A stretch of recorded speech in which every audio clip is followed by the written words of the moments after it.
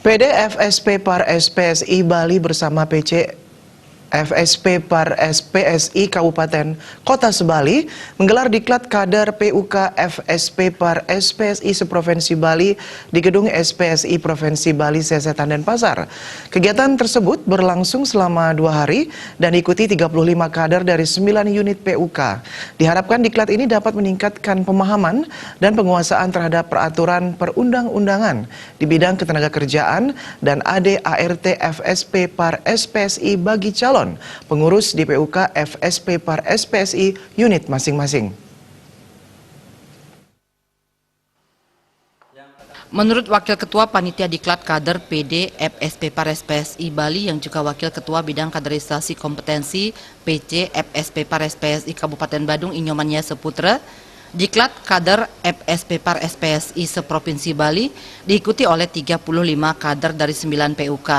2 dari PUK FSP Par SPSI berada di luar Kabupaten Badung, yaitu dari Unit Kerja Sobek Tlaga Wajah Karangasem dan Unit Kerja Hotel Puri Dajuma Jembrane. Tujuan dilaksanakan diklat kader ini adalah meningkatkan kualitas SDM calon pengurus kader sebelum dilantik menjadi pengurus.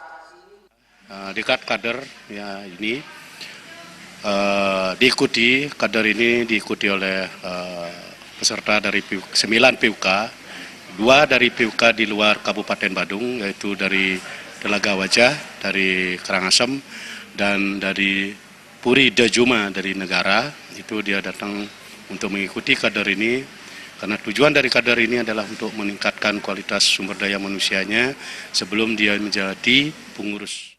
Ketua PD FSP Par SPSI Bali Iputus Satyawira Marhaendra mengatakan, diklat kader PUK SP Par SPSI unit seprovinsi Bali ditujukan kepada calon pengurus yang telah menyatakan dirinya siap untuk menjadi pengurus. Yang bersangkutan juga harus berkomitmen untuk meluangkan waktu bagi FSP Par SPSI dan anggota serta mengerahkan tenaga untuk melayani anggota dan mencurahkan pikirannya demi kemajuan organisasi dan kesejahteraan anggota. Agar PUK FSP Par SPSI unit tetap eksis, maju dan jaya, terdapat 3 hal yang wajib dilakukan oleh kader PUK SP Par SPSI setelah dilantik. Yang pertama komunikasi, yang kedua pengelolaan waktu, time management, yang ketiga pembidangan tugas. Ketiga hal ini akan menjadi hal yang sangat penting. Kenapa? Permasalahan organisasi itu bisa dimulai karena rusaknya komunikasi. Sudah zaman milenial, sudah zaman iPhone, sudah zaman mobile, masih juga komunikasinya pakai zaman Flintstone.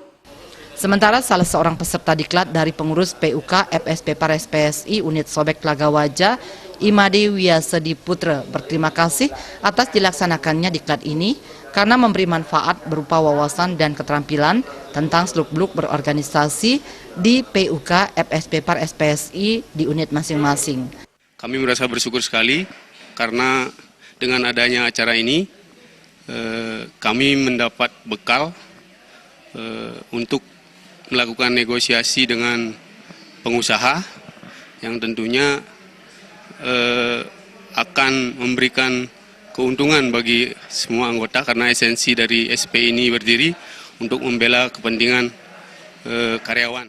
Materi yang diberikan diantaranya mengenai Undang-Undang Nomor 21 Tahun 2000 tentang Serikat Pekerja atau Serikat Buruh, Undang-Undang Nomor 13 Tahun 2003 tentang Ketenagakerjaan, dan Undang-Undang Nomor 2 Tahun 2004 tentang penyelesaian perselisihan hubungan industrial. Materi lainnya adalah perjanjian kerja bersama PKB dan administrasi keuangan. Diklat kader akan dilanjutkan Rabu 4 Maret 2020. Ngurah Wira, Bali TV.